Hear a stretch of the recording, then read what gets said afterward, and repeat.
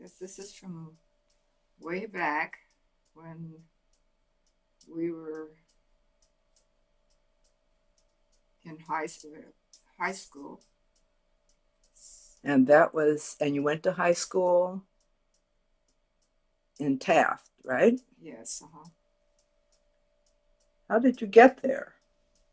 Did you take, did they we have a took a bus? bus, Yeah. and we were the first ones to get on in the morning because the bus driver started from Three Rocks area, and we were uh, very close from that area. So we were one of the earliest ones that were picked up in the morning, my brother and my sister and I. And then after school was let out, we were the last ones to get home. So it was pretty late by the time we got home. A long day, It huh? was a very long day. About what time did you get picked up in the morning? I would say it was probably around 7, Yeah. 15, and I think it took us an hour to get to school from there, maybe more. It's been so long, I don't Yeah. remember exactly, but it was quite early in the morning. Did you study on the bus? Sometimes, Yeah. yes, sometimes, but sometimes we just chatted with Yeah. friends, and it wasn't a bad trip. Yeah. It was a nice, and our bus driver was very nice, and we enjoyed the trip. Yeah. Riding the bus. And so you lived in Otis. Yes, we lived there until let's see, now it was 30. I believe it was 35 when we moved there to Otis, and then we left in about 1940. Yeah. I think it was about 1940, and we moved to Walport. Oh, okay.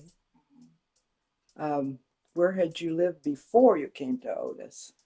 we lived in Sherwood, Sherwood. little Okay. place called Sherwood, and went to Milton School. Yeah. Milton Grade School. Yeah. Um, So what were your parents' names? my father's name was Tom, and his Japanese name was Kanshi. Mm-hmm. And but everyone called him Tom. He adopted the English name Tom, so he was called Tom most of the time. And my mother's never had an English name. She just had her Japanese name, and her name was Fujie, Yeah.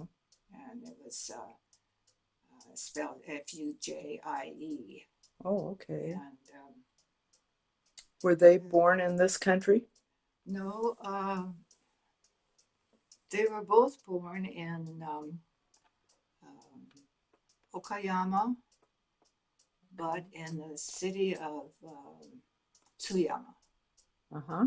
So I don't know what Okoyama would be called. I think it's like it was not like a state, but a province or Yeah. something like that. Uh-huh. But Tsuyama was the city Yeah.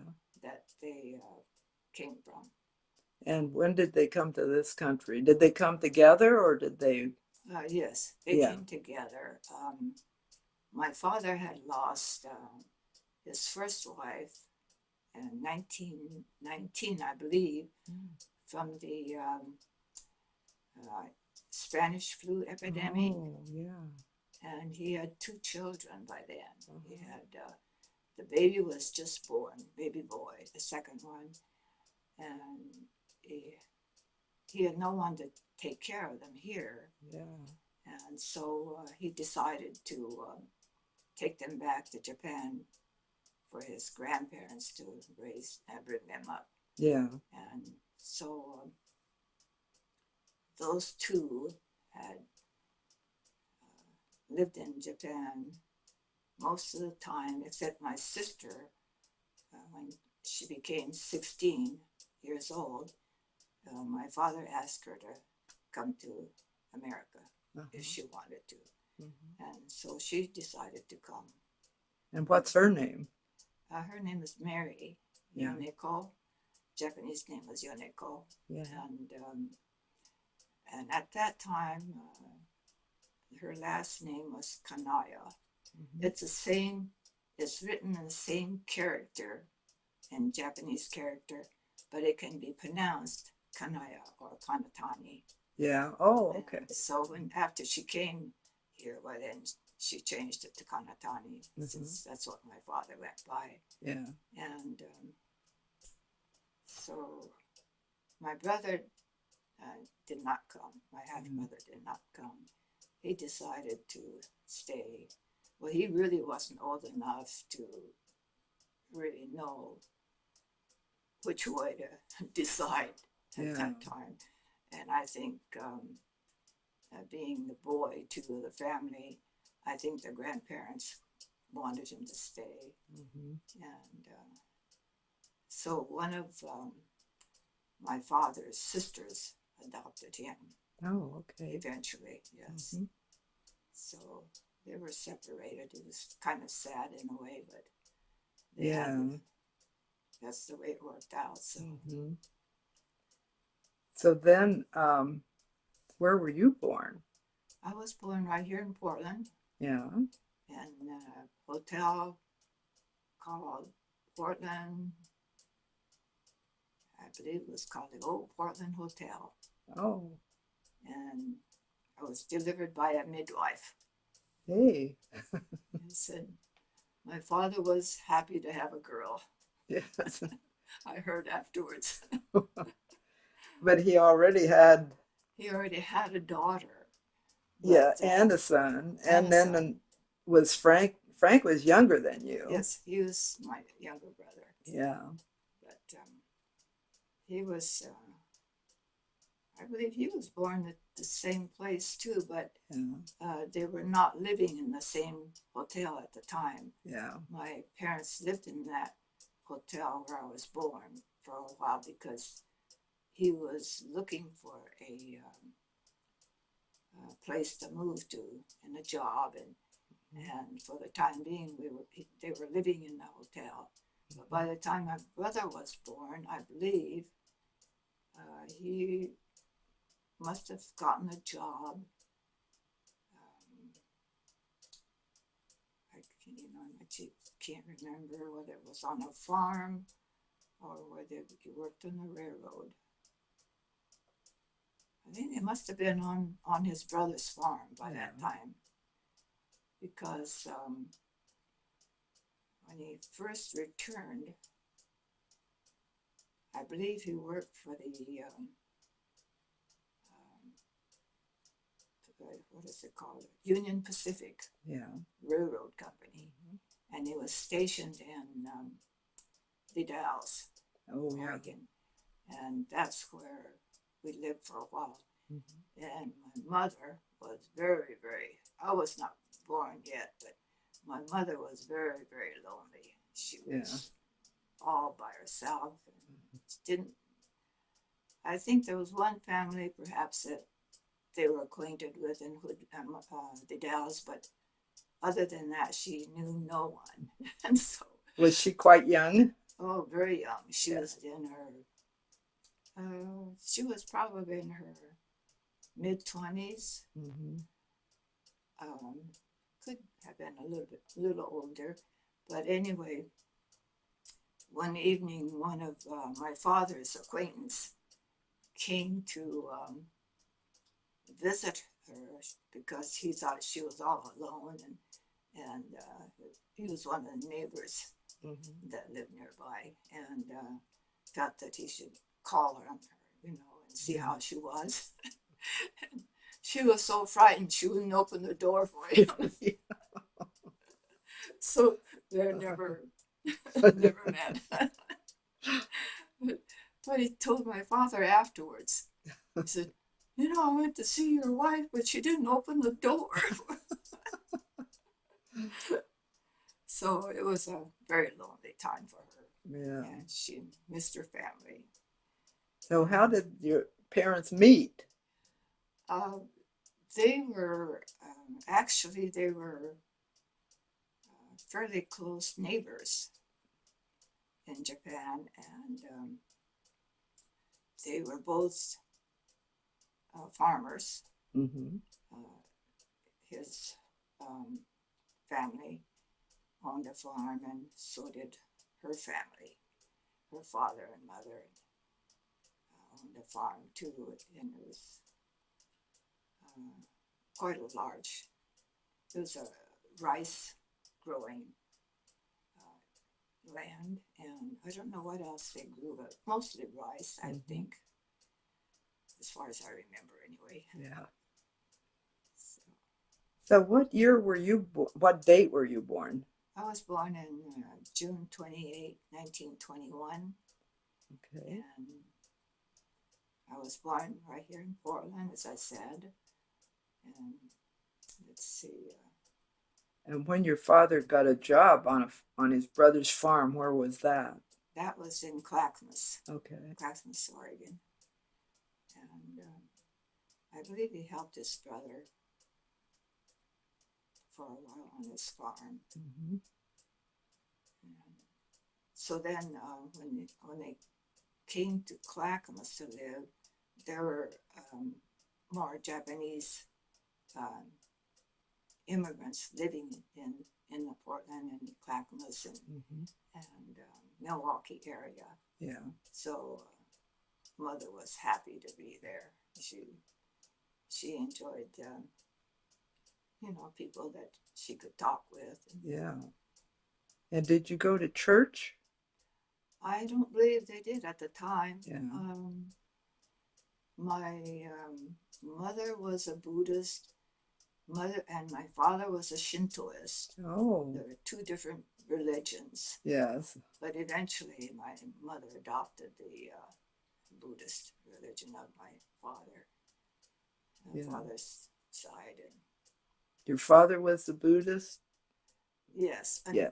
No. It was the other way was around. A Buddhist, and okay. my father was a Shinto. So she adopted the Shinto religion? Shinto religion. Okay. Yes. It was somewhat different. Buddhist religion is much more serious religion. Yeah. It's from what I understand. I don't know how it was in those days when they were young, but I understand later on the Buddhist church did the funerals and very sad occasions, whereas a Shintoist did ceremonies for happier occasions. Yes. So I said, well, I think I like the Shintoist yes. religion better. Yeah, right. But there were actually you could have more than one religion in the home. Oh, in Japan, good. You can even have Christianity and Buddhism. You yeah. have Christianity with Shintoism. So it's interesting. Yeah. Yes. That it worked out that way in Japan. And there are different kinds of Buddhism, even. Yes, there are. They're very, very just like the Catholic Church. Mm-hmm. They have a very strict religion, and some are quite lenient. And yeah. So there the rules and regulations and. Yes, there's a variety. Yeah. So I don't know how many different ones there are, but I think in Portland there's about 5. Yeah. 5 different. Yes. I think. Well, I have some Japanese friends that go to the Christian church. Oh. But some that are, but one family that's Buddhist. They live in the southeast Portland. My aunt and uncle became Christians eventually, but I don't know just what year it was that they embraced the Christian religion. But after they did, they, by that time, we were living separately, of course. This was much later. We were living at the coast, and they were living in Portland, the city of Portland. And but I remember my aunt and uncle coming out to the coast and trying to persuade my parents to join the Christian church. Yes. And they didn't think much about it at first. They didn't know whether they wanted to change or not. But eventually, after they had talked with, after they had come out and talked with my folks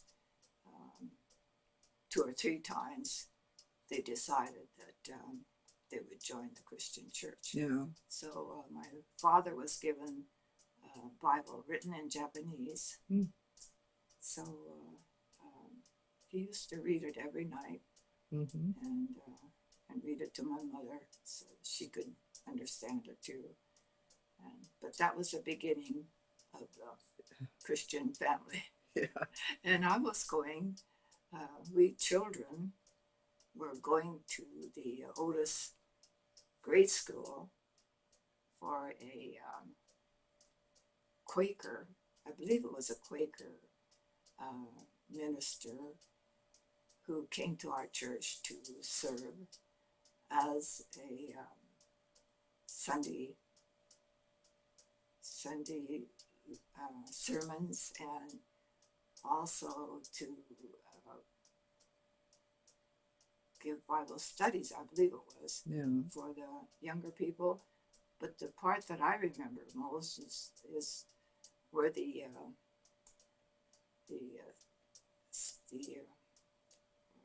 what do they call it? We weren't a choir, but we were just singing. Yes. What do you call those songs? Hymns. Hymns, yes. We were taught hymns. Yeah. And so we learned how to sing those hymns every Sunday that we could attend. So this was a minister that traveled around. No, he lived not too far from our area. Okay. But he came to our little schoolhouse and preached and taught Sunday school, and I think he did everything. Taught Sunday school and led the singing. And Now, your sister, is her name Rose? Yes. When was she born and where? She was born in Portland too, by a same woman that gave birth to me and my brother. And I think she was born June 8th. June 8th, 1920. Let's see. I was born 21. I think it was 1925. Yeah. I'm not sure now. It's been so long. And your brother Frank was born when? He was born 2 years after me, so it would be 23. Yeah. So I think she was born probably about 2 years after. Yeah. It was either part of year of 22 or 23, because they were fairly close together. Yeah.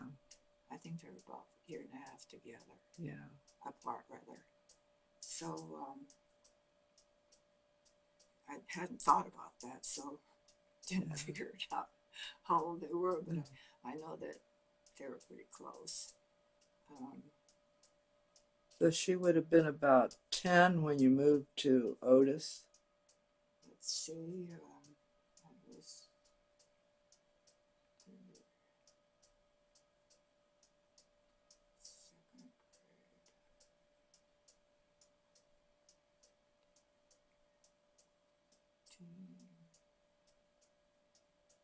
13, 12.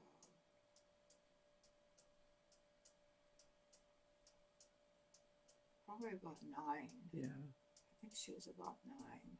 And why did you move to Otis, of all places? Well, my father had been farming in Sherwood, and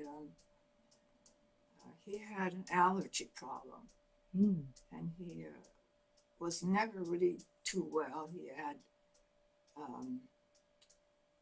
allergy quite badly, and he was always having stomach upset, and he thought, well, maybe if he moved to the coast where the air seemed clear and cleaner, he thought perhaps he might feel better, for one thing. And then he wanted to change the type of farming that he was doing, because the one in Sherwood was more for berries. Yeah. The ground was for berry growing. Mm-hmm. He felt that was the thing to grow in that part of the country. But at the coast, you couldn't grow berries very well because it was so much cooler and weather-wise, and this summer season, of course, was shorter too. It was not as warm, and so he decided that he would go to the coast and raise lettuce and peas. I don't know what they call those. Do you remember what they call those pole where you string the peas up? They're Snow peas? no, they're strung up I like. just know about beans that you put on poles, string beans, green beans, but not peas. Yes, I didn't know about peas. Yes, we grew peas that we had to string up. Oh. And they grew like snow peas. Yeah. But they had larger peas in them. Yeah. And they're much larger. Sugar peas. Well, sugar peas are kind of like the snow peas. Snow peas. Yeah. So it was similar to that, but they were not the kind that you could eat the shell or the pod. Yeah. You have to eat the peas on the inside. Yeah. So that was the difference. Yeah. But they he thought he would try that, and so we grew lettuce and peas, and for the winter we grew cabbage type of family vegetables. They were broccoli and cabbage. I don't think he grew Brussels sprouts. Yeah. I remember we had Brussels sprouts. And what else is a winter type? Can you think of anything? Winter type of vegetable? Let's see. Squash? Yes, it might have been squash. But that's how I remember those, the things that they grew. You can hold that up and show me approximately where you lived. This is a picture of Otis and the covered bridge. And if you'll point to where you were. Well, this is the old Salmon River covered bridge, and we lived just beyond on the other side of this bridge, on this side. Okay. There was the oldest store here, and there was another house behind it. I don't remember the name of those people who lived there, but this, I believe, was the Hillenbrand's home. Okay, yeah. And their dairy barn, and since they had a dairy cattle. Okay.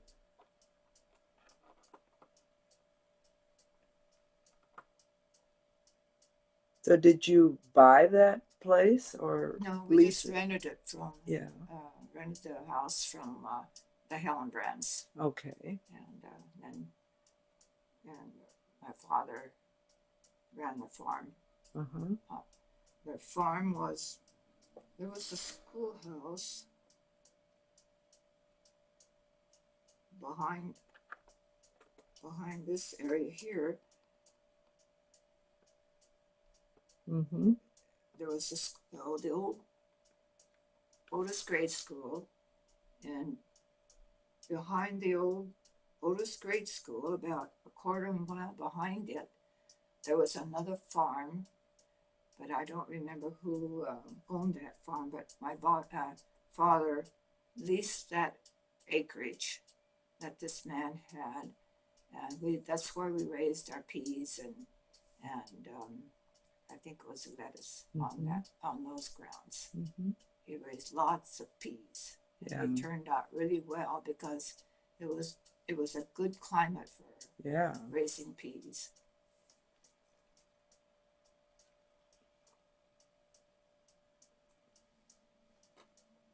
I can't tell you everything about this one, who they were, because I have the names written down somewhere.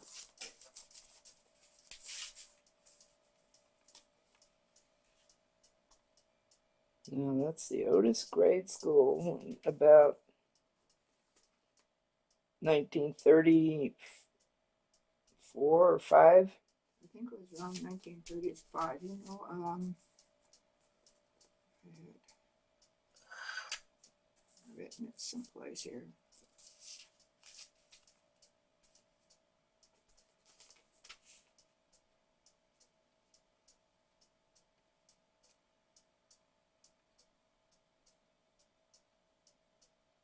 I'm going to turn this off first. Okay, it's back on.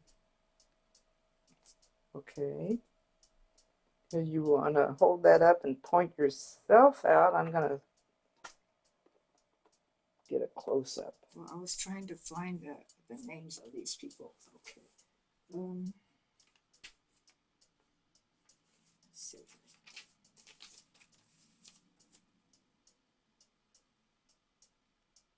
It says the teacher was Miss Vera Cole, I believe it was. And Mr. Bond was the principal. Mr. Herschel Bond. That's him was right the principal. there. And let's see here. I'm in here. Someplace here. I see you. Oh yes, I'm here. And my brother is here. Mm-hmm. And my sister is, let's see.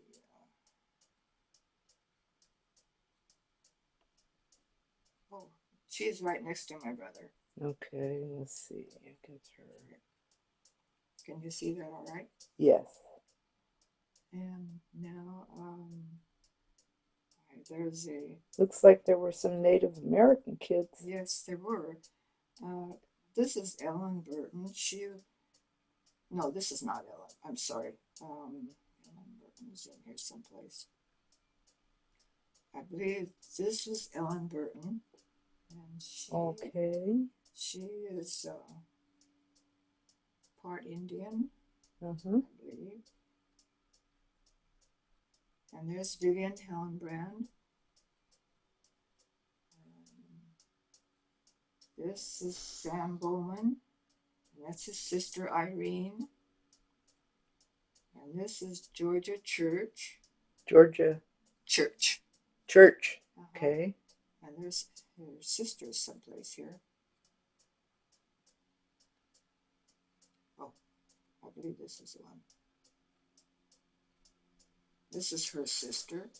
Wait, let me get that. Where? Okay. With glasses on. I can't think of her name now. Just a minute now. I'll find it. Oh, Mildred. And this is her sister too, but I don't remember her youngest sister's name. This one. And there's let's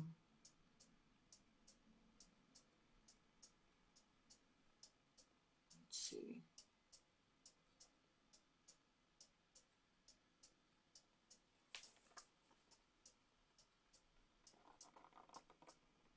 Bobby Walls in here.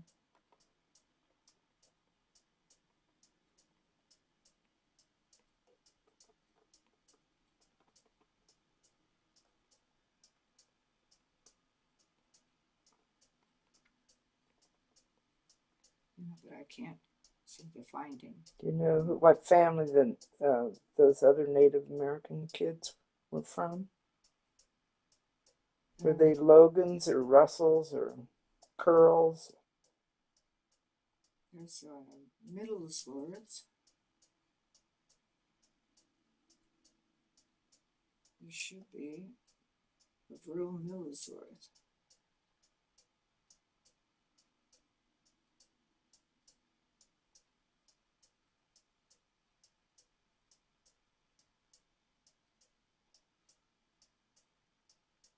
I think this is another Bowman here. Are you saying Bowman? Bowman, yes. Yeah. I think this is a younger Bowman. Okay. Sam's brother. They look alike.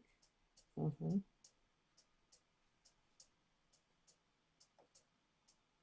But I should remember.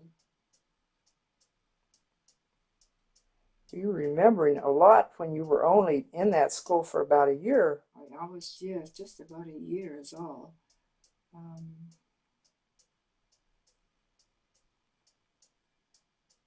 Oh, Valerie Stacy. Here she is. Here's Valerie Stacy. Valerie who? Stacy. Okay.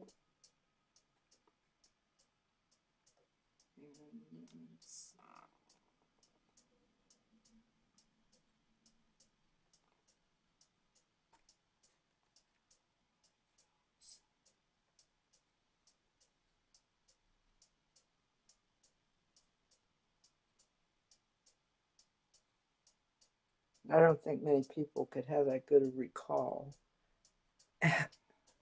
with only 1 year there.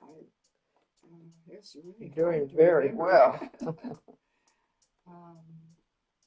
Some of these smaller children I don't remember. Mm-hmm. But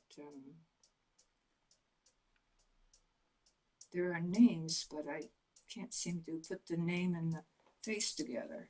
Yeah. Because there were Leland Phelps,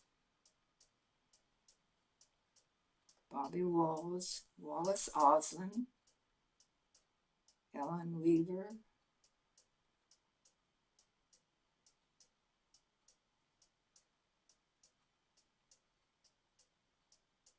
and there was a Blanche Cower. Can't put the faces together with that. Well, that's helpful to have the names because somebody else may be able to, with that help. They can point out the faces. Yeah. But that's about all I can remember. Okay. You remember anything happening that year at Otis grade school? Anything that stands out? Well, I remember we had fun playing softball together, boys and girls together. Yeah. That was one of the enjoyable outdoor activities I remember. What position did you play? Well, I think we did everything. Oh, okay. We changed around and took turns doing everything.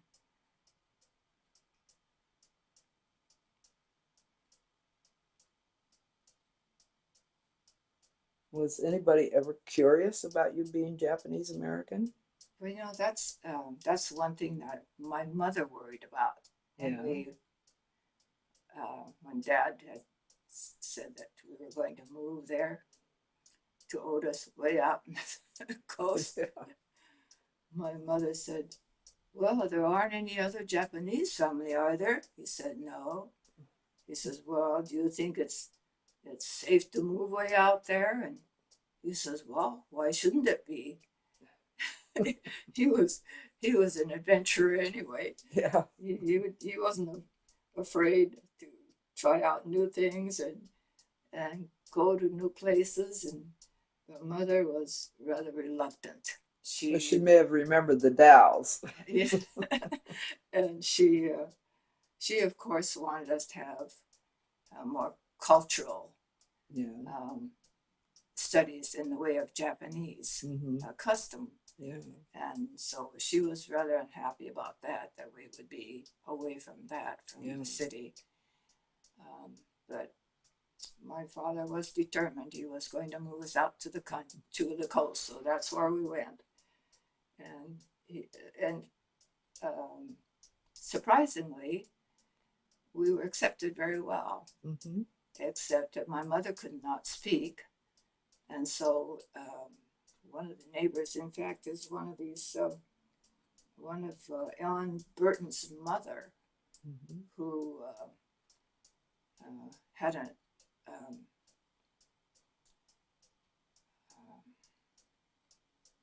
trouble speaking not only her language, but trouble speaking English. What was her language? It was Indian. Oh, okay. And she, but they would greet each other when she would come by and see my mother out working in a flower bed or something. They would greet each other and say hi, and then everything else was by motion. Yeah. That's the way they converse. It was kind of like, what would you call it? Sign language. Yeah. Yeah. It was kind of like sign language. Yeah. But they got along. Good. But mother was lonely. She was lonely because there weren't others that she could really. That she could speak Japanese with. Yeah. Have company of her own kind. Did you speak Japanese until you started school? I spoke Japanese most of the time with my parents, except when I had to interpret for them. Interpret for my mother, especially. I spoke Japanese and explained it to her in English, or tried to explain what was said in English to her. And then before we moved to the coast too, at Sherwood there was a Japanese, would you call it grammar school? Japanese language school is what it was called. So every Saturday we went to Japanese school in the afternoon from 4 to, I believe it was around 4 to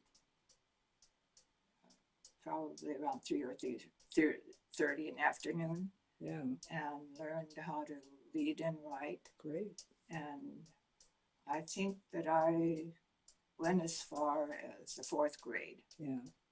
And then we moved to the coast. So then my instructor, my Japanese school instructor, said, well, you may continue your studies if you like by correspondence. So I did do that for a while. She wrote the lessons, and then I did that at home in Otis, and mailed it back to her, and that continued for a while. But eventually, there were too many things to do at school, at high school, so I dropped out of the correspondence work. Well, that was probably very valuable. It was helpful. Yeah. Because until my father died, after he retired and went to Japan and lived, during his retirement years, I was able to correspond with him, even though my Japanese was not perfect, or I did not learn the characters of how, writing characters, which is the most difficult writing in Japanese writing. I just wrote in simple language, and I was able to correspond with him, so it did help that way.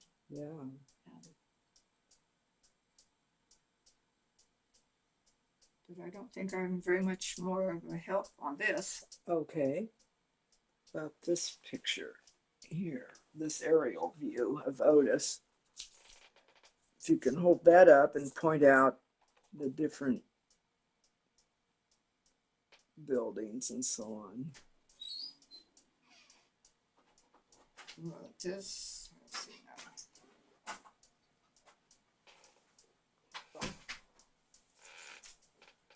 You want to be in this? You can Nope.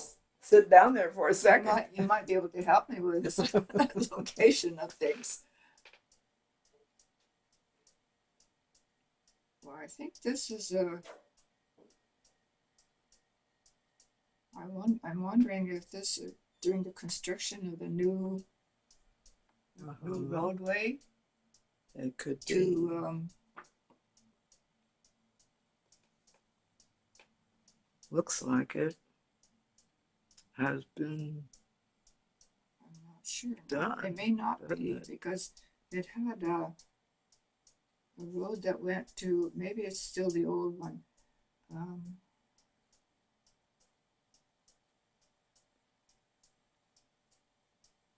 But this must be the garage area Mm-hmm. that or the garage and service station, I believe, Yes. that Helen Brand's own.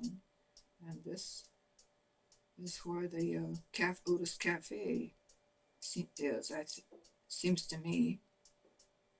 But there was a garage across the highway there too, right down at the bottom, the very bottom, right there. Right here. That might have been a garage there. That might have been the older one then. I might be mistaken about this one. Yeah, I think that building still stands there, maybe, and as an antique shop or something. Oh. I remember there used to be, along here, there used to be some cottages. Uh-huh. Cottages. Maybe he could tell me, he could remember this.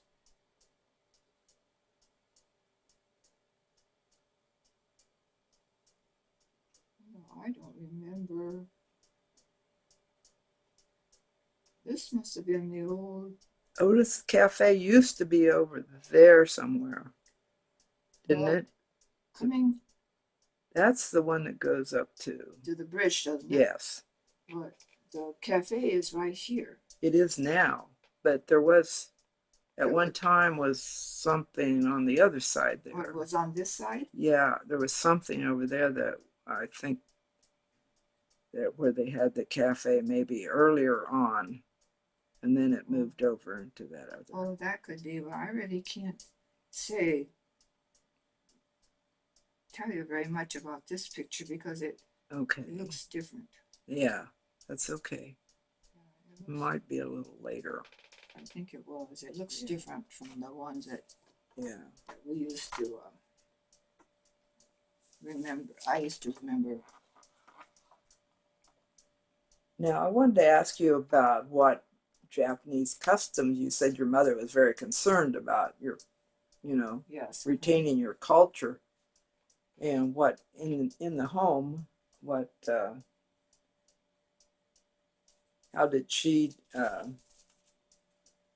she was the one that handled that, or your dad? Well, she had been taught how to play the koto.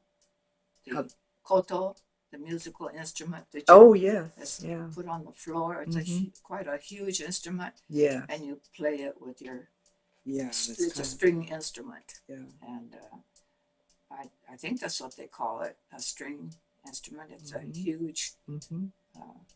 instrument you put on the floor, and then you pick with Yes. fingers, Yeah. and also my mother was taught how to serve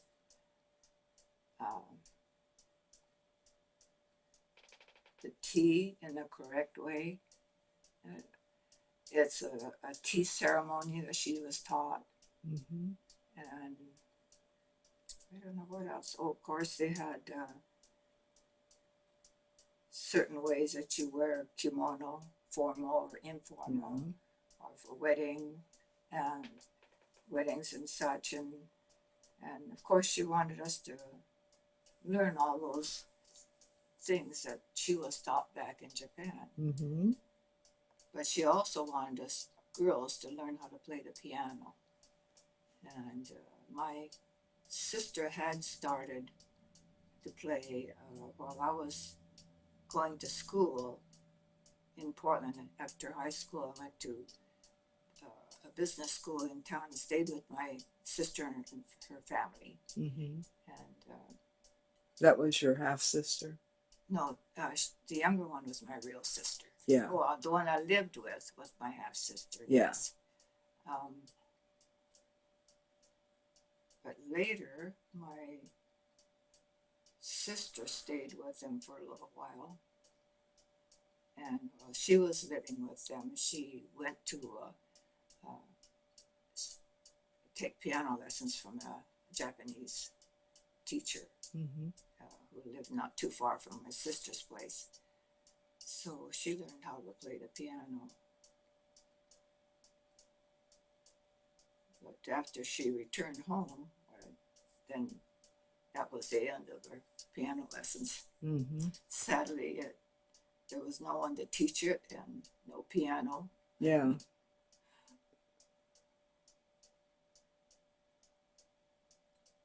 So that sounds like that you learned some fine arts from your mother. Well, she taught us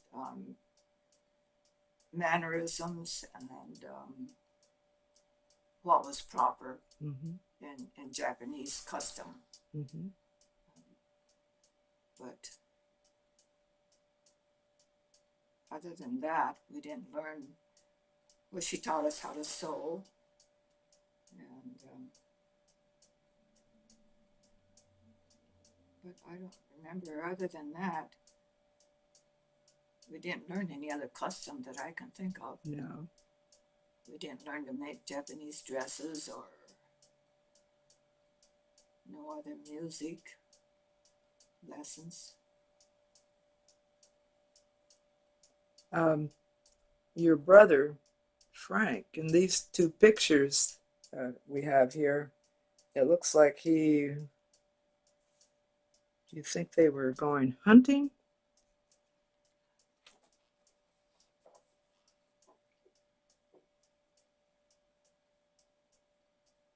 I've never seen this picture before, so Gaten was the oldest of the Phelps boys, and all I remember about him is that he ran the Otis grocery store and the post office, and so I don't know if he even whether he had gasoline to sell there, but I don't think he did, because I think they were, for gasoline, the folks went to the junction.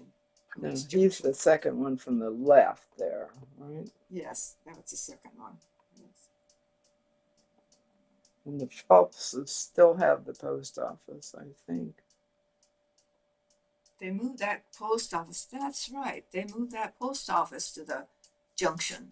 Yeah. Otis Junction. It used to be in the. I bet that's what that one is. It used to be in the on the golf, where the golf course is now. I bet that's where the post office is. Yeah. Whoops. Where am I? Okay. I believe that's the new post office. We'll figure that out.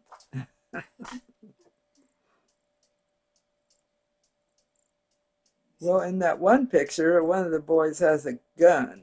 So I thought maybe this was a. See, this is Eugene Bowman, younger brother, and my brother. This must be another Bowman, Al Bowman. So these two are in that other picture too, the school one. Mm-hmm. And this is Bob Walls. He had a darker complexion, so I was trying to find it in that picture. Mm-hmm. Yeah, this is Bob. We used to call him Bobby.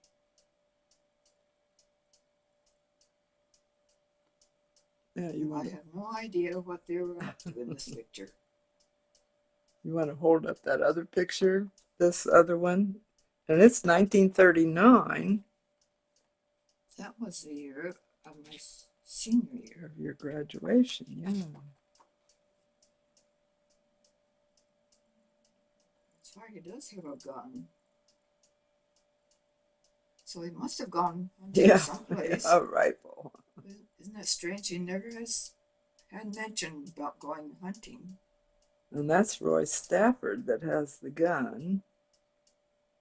Oh, yes, uh-huh.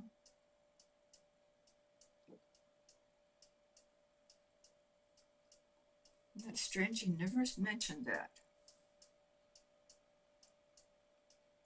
What was your brother like in those days? He was, he had asthma when he was very young. Yeah. And so I was the healthier one, the stronger one. So on the farm, my father used me as a son, and I did the tractor driving on the farm. Yeah. And I did a lot of things that boys were supposed to be doing because my brother was not very strong when he was young. He was always catching colds and kind of for that reason I believe that he didn't get his height either. He didn't grow as big because he was rather weak. But I don't remember this. So, is he still living? Yes, he's living in Baton Rouge, Louisiana, and he's lived there for quite a long time since he returned from Korea. He was an occupational soldier in Korea after World War II. Mm-hmm. Then he came back, went to school on a GI Bill, got his degree in biology at let's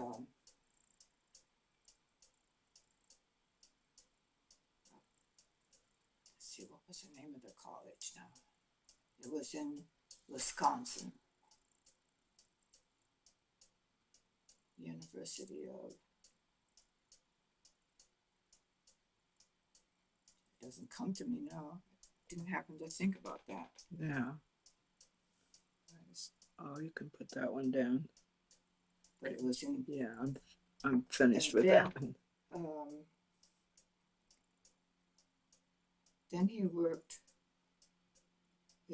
My folks moved to Denver, so he moved with them to Denver and worked for the city as a sanitation engineer for them.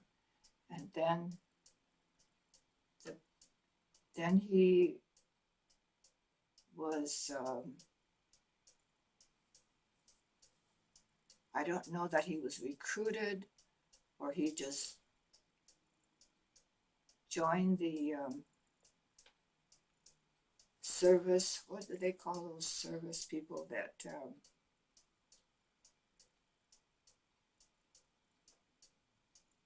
it's not like the reserve. What do they call those people?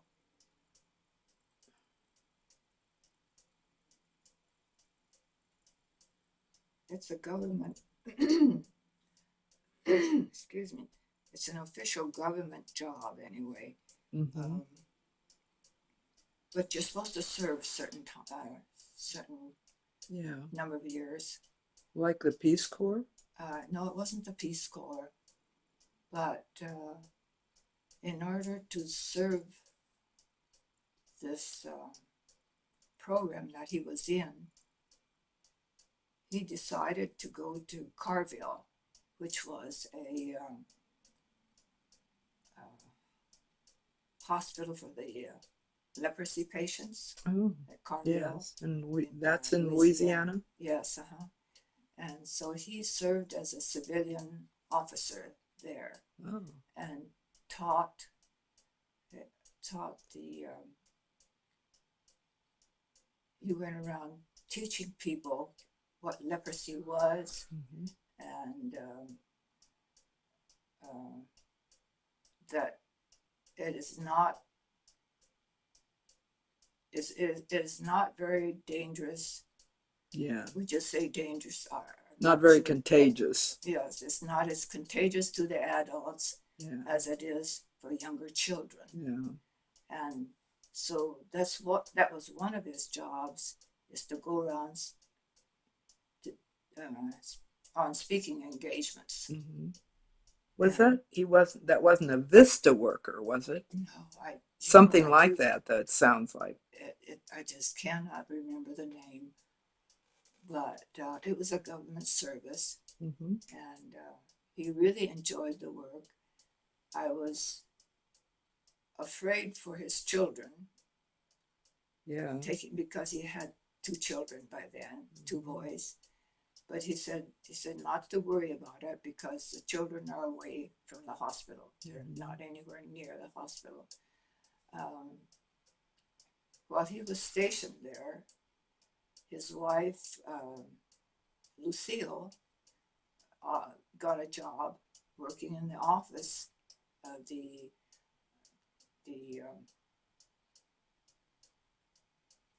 I believe they're called the commander,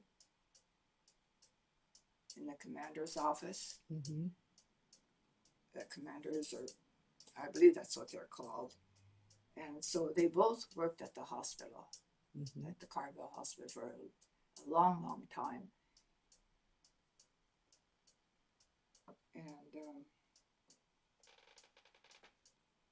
And he's still in Louisiana, retired now, I assume. He worked there. He became a commander. He went up. What do they say when you go up the? Yeah, it was promoted. Yes, promoted to a commander, and then a short time later he retired. After that, Mm-hmm. then he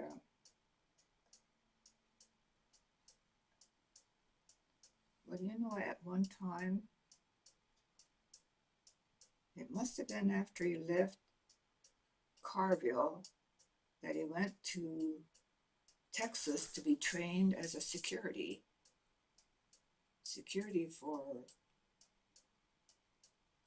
officer for something. I've just forgotten what it was all about now. That's okay. He was trained as a security officer for some job that the government had offered, and now I can't remember what that was. If I'd known all this, I would have looked it up. Oh, no, that's all right. Yeah, you can let that one down. But anyway, he did work a little longer after that for the government, and then retired altogether. Worked for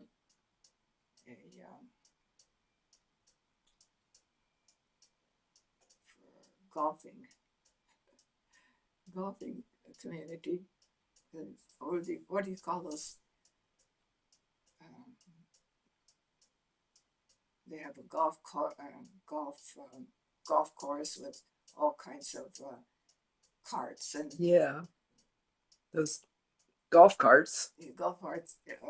What do they call it's a golf club. Golf club. Call it some kind of a club. Yeah. Anyway, there were a lot of golf carts, so he decided he would work on those golf carts when they fall apart or something happens to them. So that way, he would earn the right to play golf without having to pay. Yeah. So good idea. That's what he did for pleasure. He worked on the carts and had fun golfing. Yeah.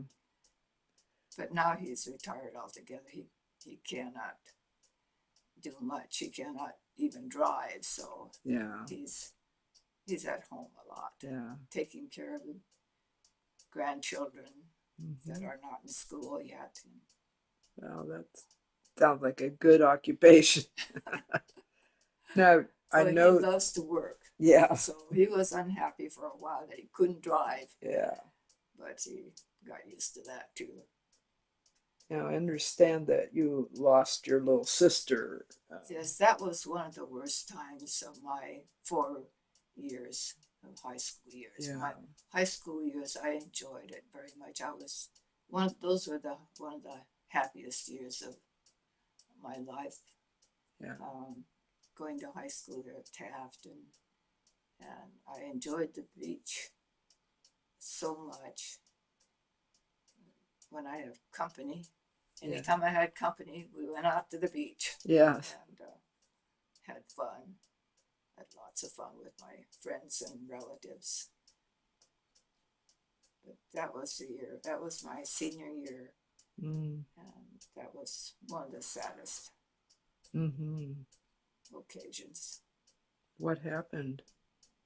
Pardon? What happened?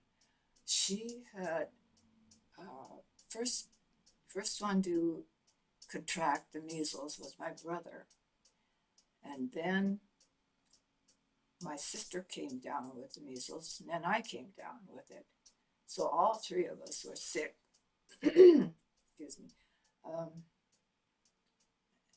My brother started to get well, but my sister just could not get rid of it. Mm-hmm. She did not break out like the rest of us. Mm-hmm. We broke out all over on the outer part of our body, but hers went in internally. Mm-hmm. And she just could not seem to get over it. Yeah. And she became very, very ill. One morning, it was early in the morning, I believe. She wanted to bring up her phlegm and she couldn't bring it up. She kept coughing and coughing, and my mother became quite frantic by that time and asked my father to get the doctor from Taft. And so he went over to Mrs. Hellenbrand's home and used their phone, or had asked her to call the doctor. Mm-hmm. So she called the doctor for him, and the doctor came from Taft, and he examined her, and he said that I don't remember if he said it was pneumonia or whether he said it was something that was in her lungs. Mm-hmm. And there wasn't much he could do, anything about it. And so she passed away, but to this day, I think it was pneumonia. Yeah. But they, sounds like, I guess they couldn't do much at that time. Right. Yeah. So she died from the pneumonia. Oh, how tragic. That's what I think, anyway. Yeah. So she was just 14. Yeah. How sad. That must have changed your parents' life a lot too. Yeah. At the high school, my good friend Grace wrote a obituary. Would you say it's an obituary? She wrote something very nice. It wasn't really an obituary because it was not a nice story, but a memorial.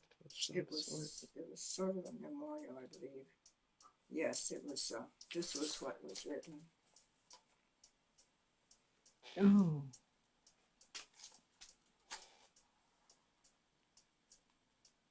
What a nice picture too.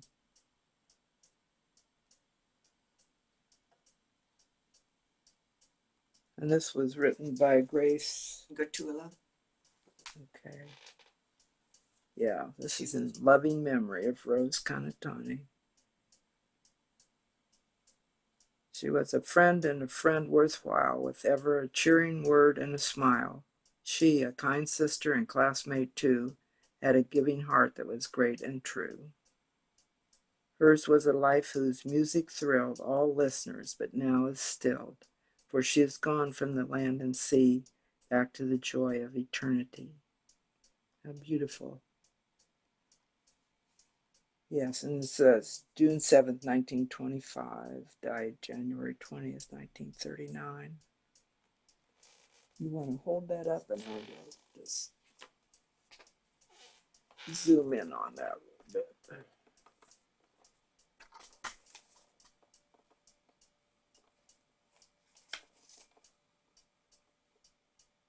Yeah.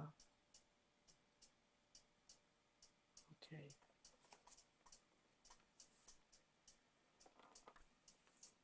Well, I know I lost my only sister at 17. Oh, he did? Yeah.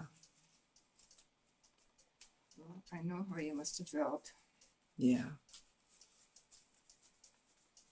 So tell me some more about Taft, going to Taft, and we have 2 or 3 pictures here of that.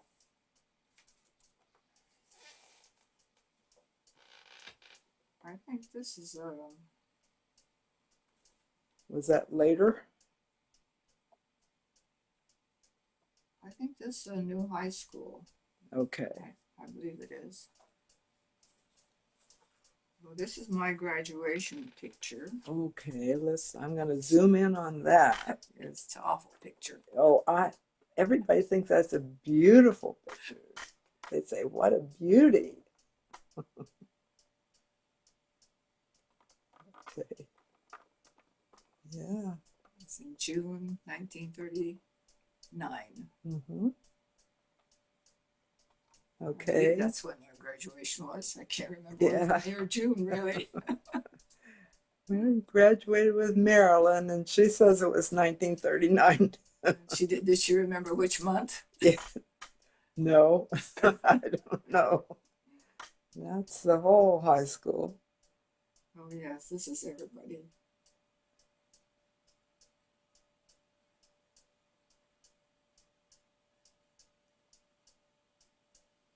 But did you find the names of all these people? No, I don't think we do have that. We need people like you to tell us who some of them are. I don't. But we can do that later. But I'm going to zoom in on you. Let's see, that's, where am I? I'm right in this lower here. Wait, let me find it now. Too close, I can't see.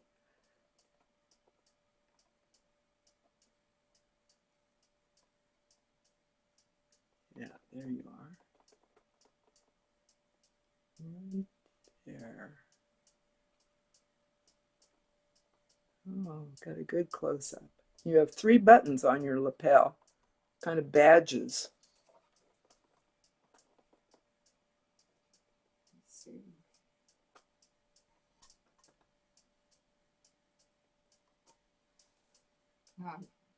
On your left lapel, you have 3 badges there. Probably. No, I can't remember what that was for. Memberships or awards. It must have been the membership in different groups. Probably we had. I was in the Glee Club.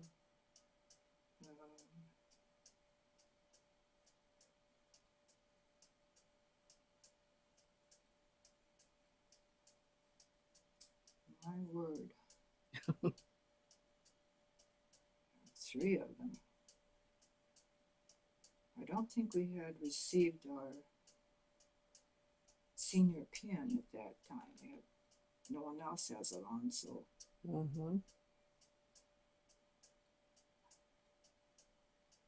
Oh, I know. I was in the typing class. Well, you might have had a typing pin. might have. Piping club or something like that. I can't remember. I belonged to a lot.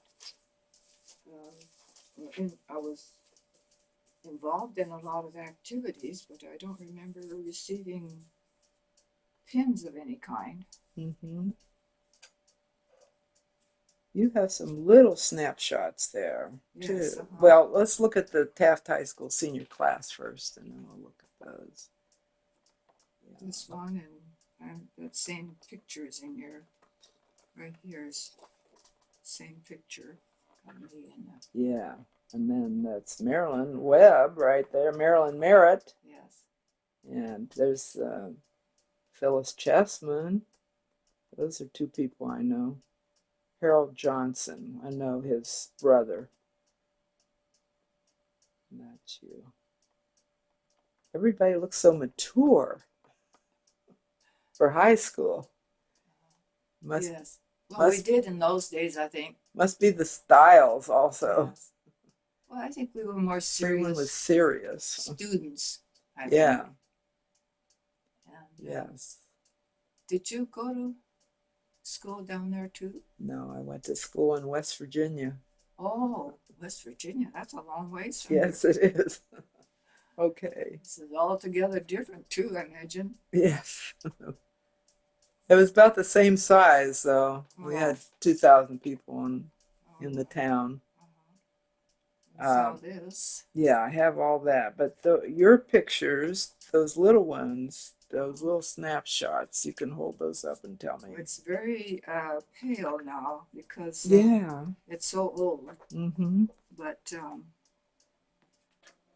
this was a picture of Teresa McClellan, one of those snapshot type of picture.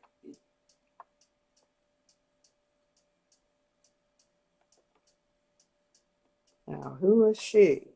Teresa McClellan was, I believe she was a year younger than us? I don't remember exactly now, but she was a good friend. Uh-huh. Okay. Because she came to church at Otis. Okay. Grade school. Yeah. And this was Ethel Claus. Okay. Did you get the picture? Mm-hmm.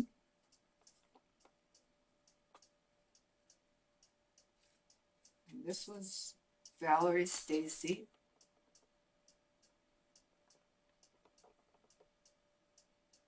Mm-hmm.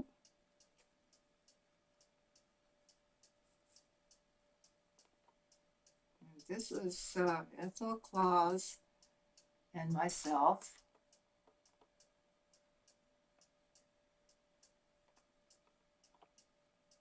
Oh, and look at those dresses. We wore long dresses in those days. Very 30s. 1930s style. That's 1937. Yeah. High school friends. And this was also either 1936 or 37. It's in front of the Otis school steps. It's you. Is that you? Yeah. There's a dog there. Is that your dog? I believe there's a dog there. I think it was one of my neighbors. Yeah. Okay. And this is Mr. Herschel Bond, our principal, the school principal. Oh, did you take this picture? Yes. Nice picture, yeah. Okay. And this is Ada and Ida. Let's see which is which here.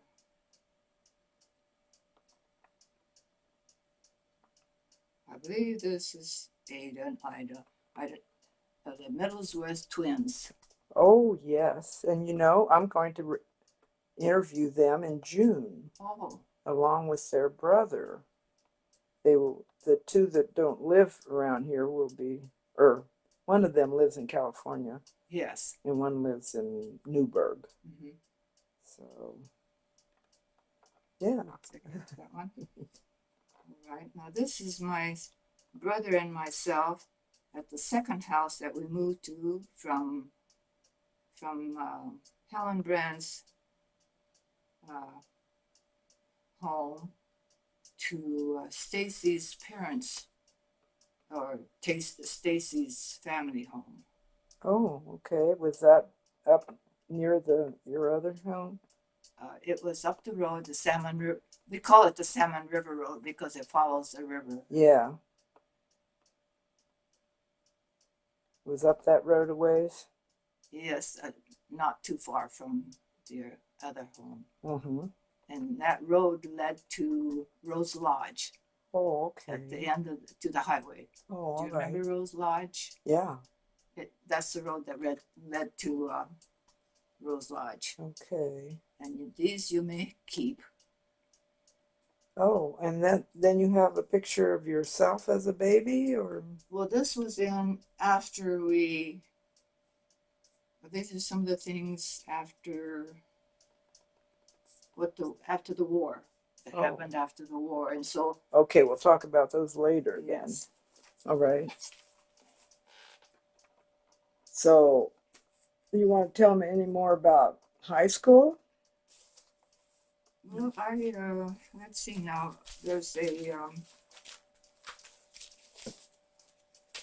one thing that I did was very unconventional, to say the least. But in those days, I mainly knew about it, but what I did was not what people did usually. But in high school, they had junior, senior prom. Just they still do, as they still do nowadays. And you were supposed to bring. Boys were supposed to bring a date, girl date, and girls are supposed to bring a boy date. Well, I didn't feel comfortable about asking a boy to go to dance, to the prom with me. I don't remember if this was a junior, senior.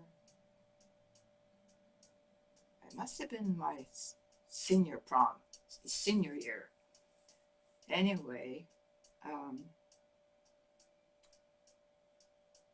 because I didn't know whether, I didn't want to get refused. If I should ask, I didn't want to be refused.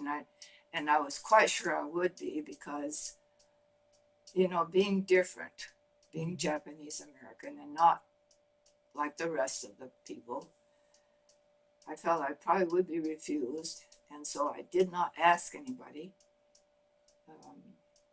But I decided I was going to go anyway. And so I got dressed. I had a nice formal dress that my father had bought for me. And I believe I had worn that for something else, for a school occasion. I think it was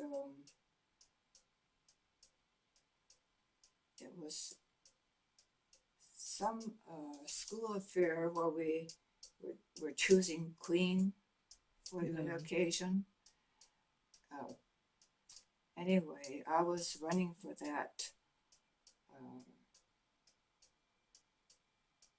title by selling tickets, and whoever sold the most tickets would become the queen. Oh. And so I had bought a dress just for that occasion. We were all going to be dressed anyway, whoever was running for the queen. So I had a dress,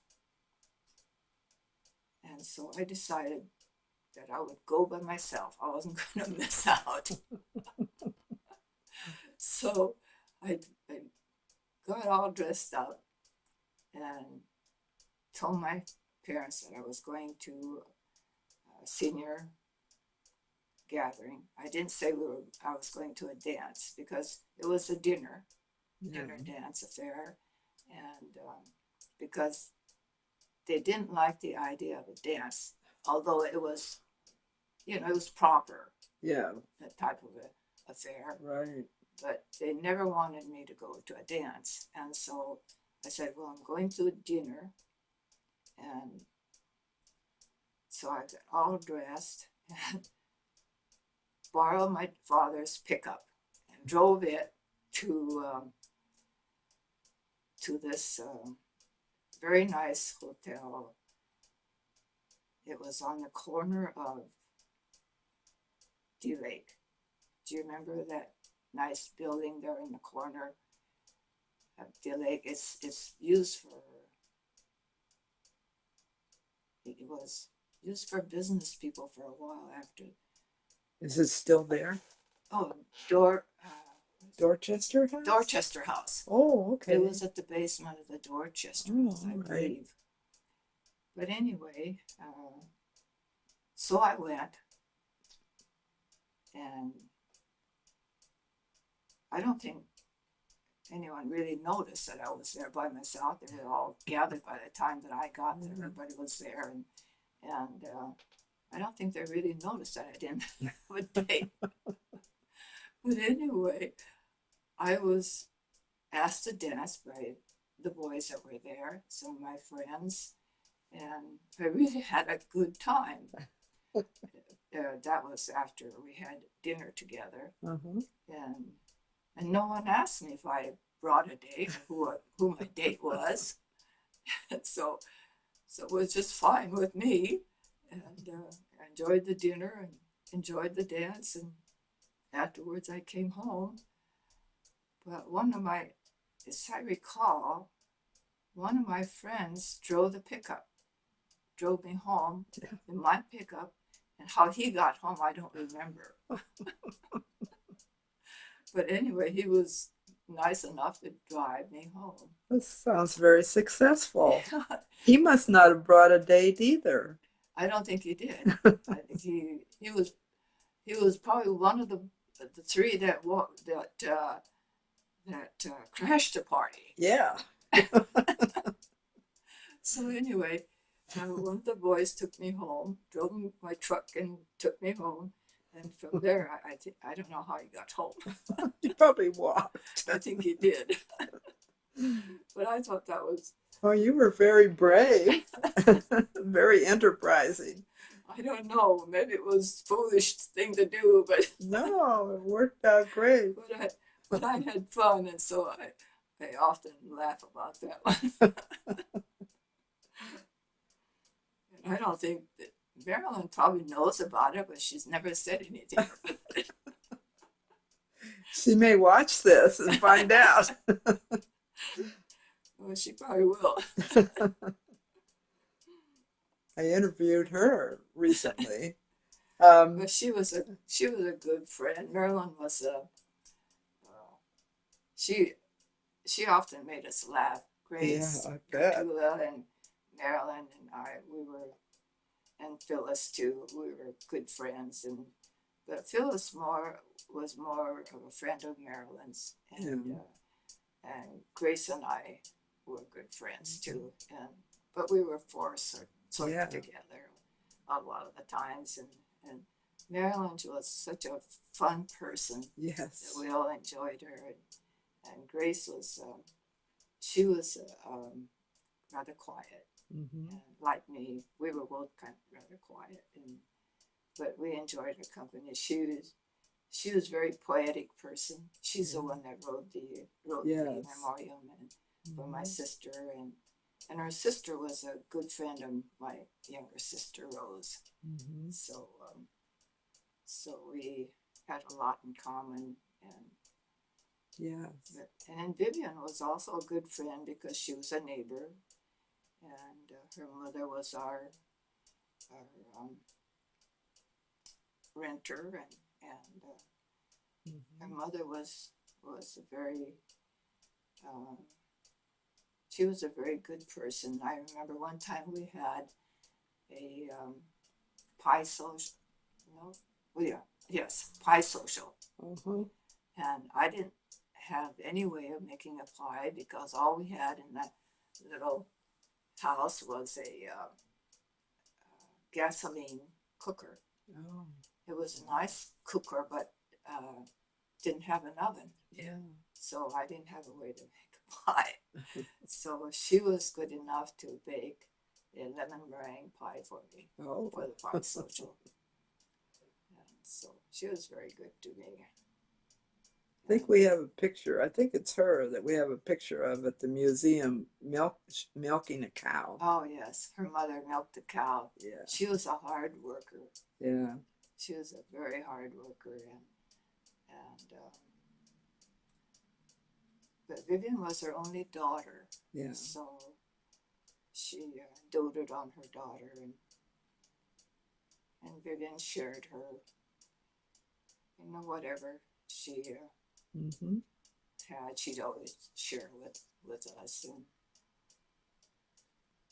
she was a good person too. I haven't seen her in such a long time, but Tell me about. Phyllis is always, she was always very, she had the most beautiful eyes, and she still does. Yeah, I always admired her beauty and the way she was a very calm and collected type of person, I thought. yeah. Yeah. Well, tell me about the war years. But that happened after we were married. My husband and I were married. We were living with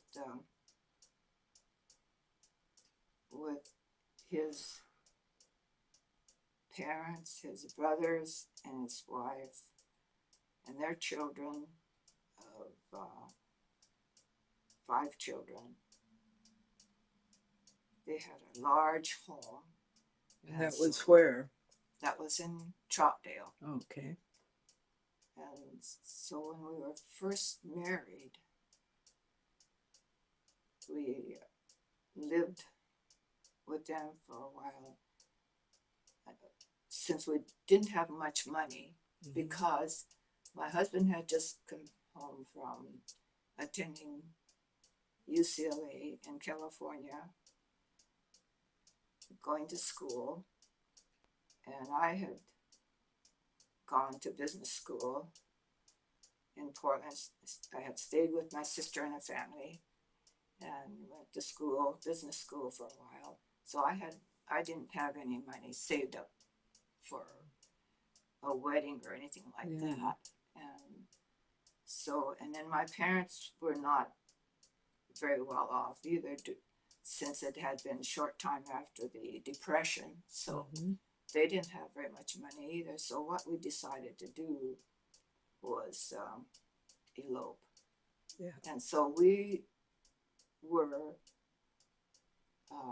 considered a maverick in our Japanese community, because we were the first ones to do that sort of thing. So we went to, let's see, what is the city next to Kalama? Not Kalama, but Vancouver. There's Brush Prairie and Battleground, and It's right near where all that smoke comes from. oh, No. close to. You mean Hanford or Trojan No, right Oh, by our river. I can't think of it right now. It's that right next to Camas? Camas. Yes. Okay. It's a city Has a next. mill. There's a city next to Camas. Well, anyway, we went to the Justices of the Peace, and we were married by the Justice of the Peace. And then we were married for about, so we married in 1941. And then in February of 41 and in May of 1941, it was in May, we were moved from our homes to the camp, to the, what was called the PI building at the time in Portland. In May of 41 or 42? 41. 41, before Pearl Harbor. No, Pearl Harbor was in December of 41. December.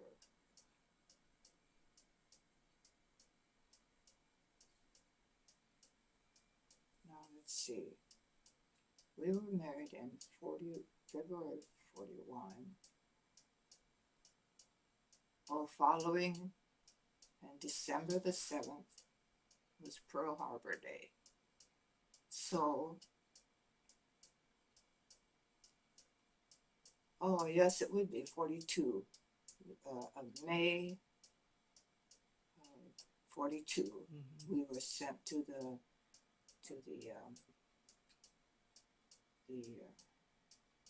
PI building, which was the Portland International Livestock Right. Building. That's Yeah. what it was. And That must have been pretty horrible. it was the most miserable time that we had ever spent in our lives. It was one of the hottest summers that we could remember, and it was very, very miserable. But I have an account of our lives there, and I saved it for you.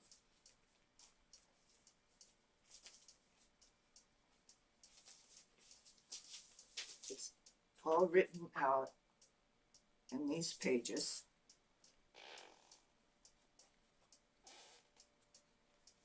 So I won't go into the details. Okay. But just tell me your own experience.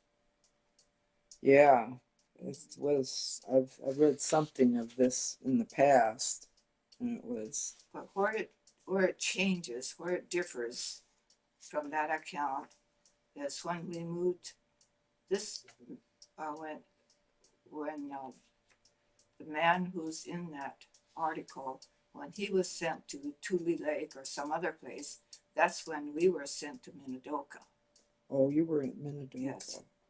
Our family, my father, mother, my brother, and us, we were sent to Minidoka, and my sister's family too. Mm-hmm. We were sent to Minidoka. And that was in what state? That was September of 42. And that was what state? Pardon? Oh, it was in Idaho. In Idaho. That's what I thought. Yes. Yeah. It was in Idaho. And I have that one see, we were there from May to September. And then on September the 8th, we were sent from Portland on a train, coal-burning train. And we had the windows were all closed on the train. No one could see it, could see out. Yeah. We weren't supposed to anyway. And we were sent out on September the 8th, as far as I can remember, and left here in the daytime. And I remember going through Idaho, parts of Oregon and parts of Idaho at night. And the next morning we arrived, I believe it was Jerome Station. And from there, we were put in a bus. We were all loaded into a bus and taken to Minidoka Relocation Center. from there, we were transported by, excuse me, by Army soldiers transport truck. And since I was pregnant, about to have a baby, the truck driver said, he looked at me and he said, well, you may ride up in the front. So I got to sit up front. Yeah. I didn't have to sit in the back. Boy. I think I would have had the baby if I had to ride in the Yeah. back. Oh. Because I was due any time. And in the train, riding on the train over to Idaho, and I having to go to the bathroom, I would wobble from one end to the other to get to the bathroom because I was sitting quite a ways back. It was in where they had sleepers, but had to get up and go to the bathroom and wobbling back and forth, and people would hold their breath because I was afraid I would have the baby, start having the baby. Well, you must have had your baby soon after you got to the camp. I did, yes. Yeah. It was, we got there on the 9th, and located where everything was because we were put in apartments of a barrack. Barracks were divided into, I think, 5 or 6 apartments. And fortunately, we were at the end building apartment, which was closest to the cafeteria and closest to the shower and bath, shower facilities and other facilities.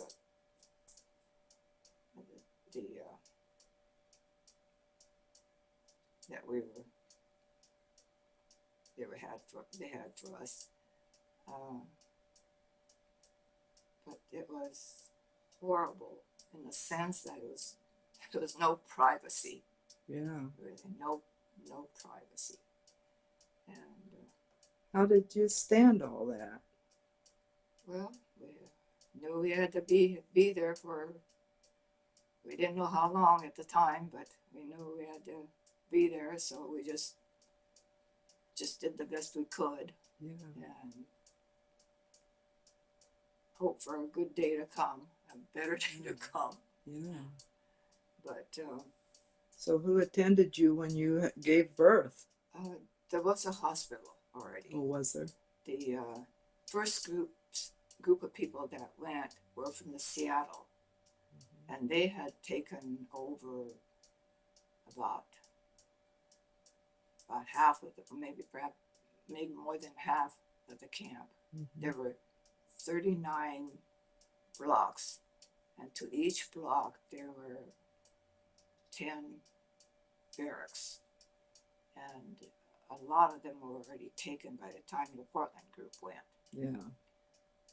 And therefore, they had started a hospital, and the hospital staff was already set up in the hospital. What else did they have? The cafeteria was set up.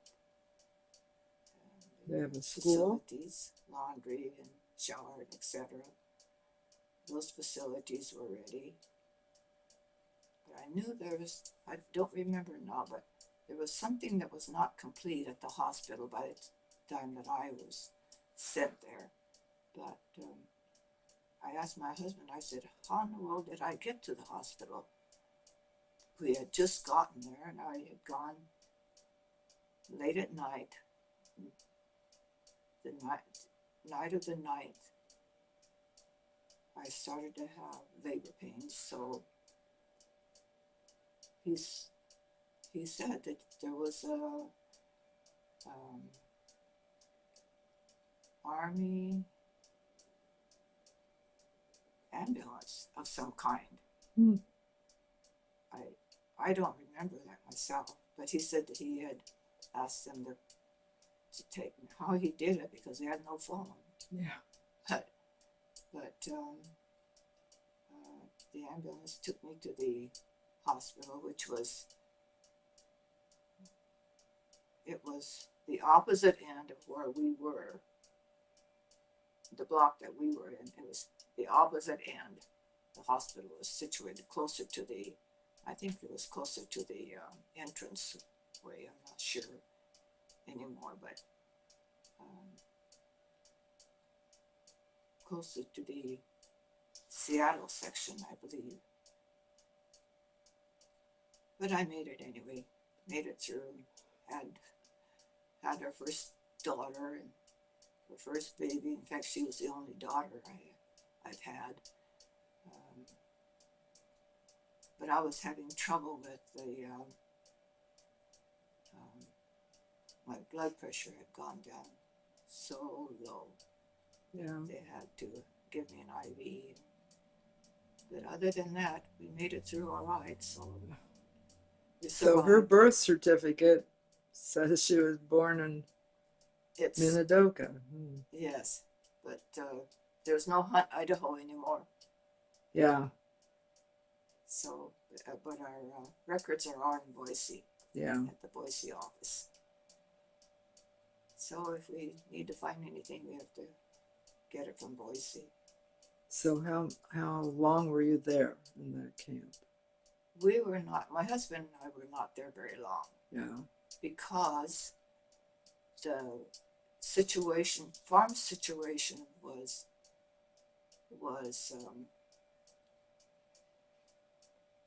quite bad at the time in Idaho, because the young men were being asked to serve the country, and so there were not many men left to work on the farm and help the harvest. And it was about harvest time, and so what our government did was ask the young men of the camp to help with the farm if they wanted to either do that or go to the service. And at first there was really no choice. They were asked to go and help out with the farm. Bring the farm produce in, harvest the crops. So my husband went out with a group of men to Jerome to help harvest potatoes. And they were given chicken coops to live in. It was cleaned out, I imagine, but they were given chicken coops to live in, and they had the old milk house to cook their meals. That was the beginning of their service in Idaho. After that, winter set in, so the men came back to camp and lived there for a while. And in the spring, again, this time they were given the chance to go into the service or work out on the farm. So since my husband, by that time we had, I only had one, he had a daughter, just one child. So he went out with a group of men to work again out on the farm. I don't remember just where they worked the second time, but they went out on to work on the farm too. But some of the young men volunteered to go in the service. So a lot of the young people left. They had permission to leave, and they left the camp and went on. I think some of them even went to school away from the areas that that the people, Japanese people, were not supposed to live anymore. They were just so it was outside that area, and that was mostly Oregon, parts of Idaho, California, and parts of Arizona, I believe. But that's what happened during 42 and 43. A lot of the young men left. Eventually, some of them were called to service. They had to go, and that's when my husband went. After we had 2 children, he finally was inducted into the Army. But it was late. It was during the latter part of the war. So he was stationed in Salt Lake, I believe. I can't remember the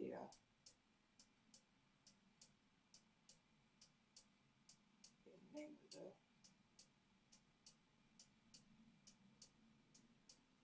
It wasn't. Oh gosh, I can't remember. But anyway, wherever he was stationed, he didn't have to stay very long because the war ended shortly after, and he returned home. So were you interned all during the war or not? You yourself? Well, in between, after, when was it? The second time when they left, go out to work, the farmers, a group of the young men, along with my husband, found a labor camp where they could take the families and with them and live in a labor camp. And that was in Twin Falls. Oh, okay. So that's where we went. We went to live in a labor camp. And they had a nurse that came once in a while. She had a station where we could get our vaccinations and whatever we needed to live there. So we were there when he was inducted into the Army, and we didn't know how long that was going to last, but fortunately the war ended shortly after, so he came back, and we lived there for another year, even after everyone was able to leave the camp, because they were able to leave by 45.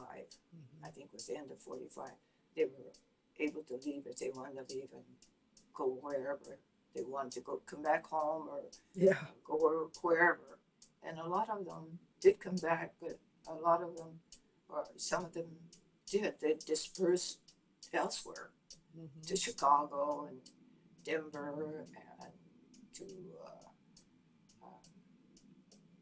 to the South, various places. They just didn't come back home to where they lived before. But that was... How'd your parents get through that? My parents stayed to the end in What? camp. My parents stayed to the end in camp. And they did not come back to Oregon. They went to Chicago because his brother and his wife had gone to Chicago before them. And they were asked to join them there. So that's where they left for Chicago and didn't come back to Portland. But we came back a year later. We came back here because Jim's brother was already back in Troutdale with his family. So we decided to come back to Portland again. But you had to start over again. Oh, yes. Yes. My brother-in-law's farm was sold after the war started because he was not a citizen at the time. And he was not sure what was going to be the outcome of the war and what would happen to the family. Yeah. So he sold everything. Of course, it was sold very cheaply, Yeah. and to get it done within a very short time. Yeah. So he sold his farm, his farm equipment, his horses, everything that he owned. So it was pretty hard on him, and but it had to be done, and so. So did he become successful again? Yes, they after they came back home, they worked for. Actually, I don't know if they had known them before the war or not, but there was a very nice family in Troutdale who had asked Jim's brother if he would be the foreman of his farm. Mm-hmm. And so that's what he did. And his whole family worked picking berries every summer, picking berries. And the rest of the time they helped to raise the berries and keep up the farm. And so that went on for year after year. But the children, they had 5 children, and they all worked hard and went to college. They all finished college and got their education, and that's one of the very proudest moments for them. Yeah. Now you and James had how many children altogether? We had 3. Yes. The last one was not born until we returned. Mm-hmm. So. And then, and what did the both of you do? Well, Jim came back. He did not return to school. He wanted to be an engineer. That's what he started to do. Mm-hmm. He had about 2 years before the war came. But he decided he would learn a new trade, and he started working as a gardener and what do they call these people? More or less as a gardener, but he also landscaper. Yeah, landscaper, and helped them decide where something should go, Mm-hmm. to make it look nicer. But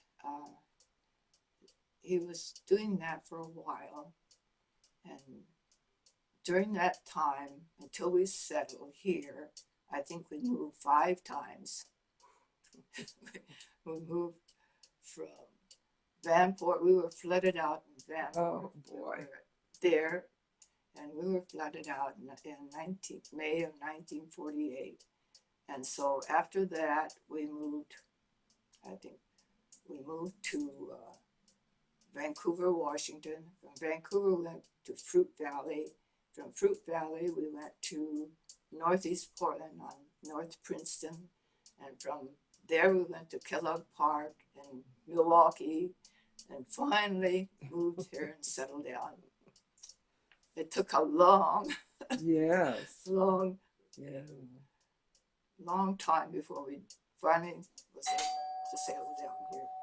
Excuse me. That might be my daughter. Oh, I think it is. That's mine. You can say how many grandchildren and great-grandchildren you have now. Oh, well, after we settled down, we had in August, no, let's see now, can't remember now for sure. August the 17th, 1954, we had our 3rd child. Mm-hmm. By the name of Daniel Lloyd. And what's your daughter and your daughter's name is Janet Kay. Mm-hmm. Thibault. It's spelled Thibault, but it's pronounced Thibault. It's French Canadian. Mm-hmm. And my second son's name is James Ronald, and his wife is Ilana. It was Ilana Dimick, Mm-hmm.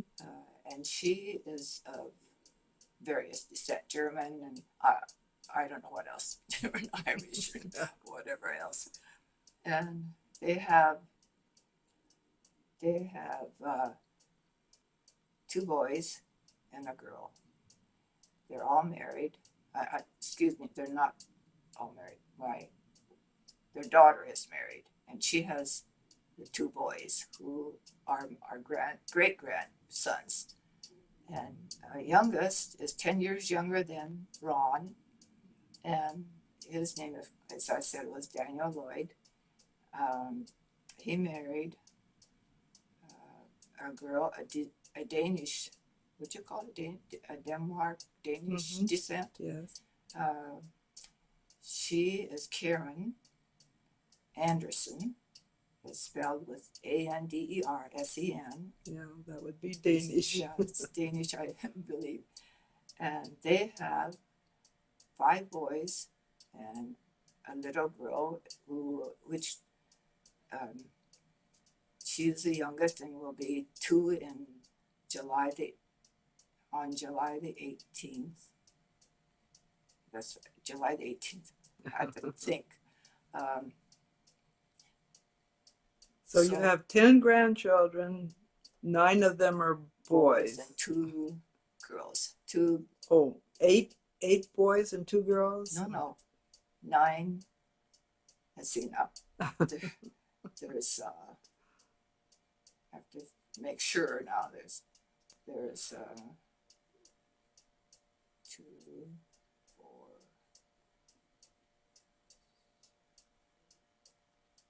Yeah, there's 10.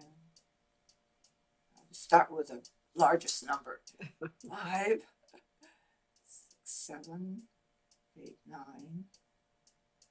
Yes, 9 boys and 2 girls. So that makes 11 grandchildren. And 2 great grandsons. Because our older granddaughter, has 2 boys. Oh boy, what a wonderful family. So it's a large group. Well, this little sign is telling me that we have about 2 minutes left, and so we'll just wrap it up. Oh, all right. And when you look back over your life, I have enjoyed working with you. This is the first time I've ever done this, but I hope it's been satisfactory to you. Oh, certainly to me. And I think you'll be happy with it, to have it afterwards and to pass on to your children and grandchildren, telling about your early life. And I hope I'm correct in most instances anyway. So you look like a happy person, that you've been happy. Well, I think we've been really blessed with our lives. Our children they're quite healthy and they're happy too. So we really feel blessed. Hopefully that everything will go well. Yes. Yeah. With all of our younger children too. Yeah. Well, thank you, Frances. Thank you very much. You're very welcome. Okay. This is a picture of the labor camp in Idaho where we lived. And who is this here? Who is in the picture? This is Jim, myself, and Janet and Ronald. Okay. Go a little bit closer. Okay. And this is the 3 of us. Children. And another one of the 2 of the children in the wintertime. Okay. It was 1947. And show me the picture of this, what your dad did. This is from a greasewood that my father scraped with a knife and cleaned off all the outer bark and then sanded it down and varnished it. While he was in the camp. Yes, it was done in camp. And this was his pastime when he Yeah. wasn't cooking or helping in the Yeah. kitchen. Okay. And this one, Okay. and this one. Beautiful. Yeah. And my mother learned to knit.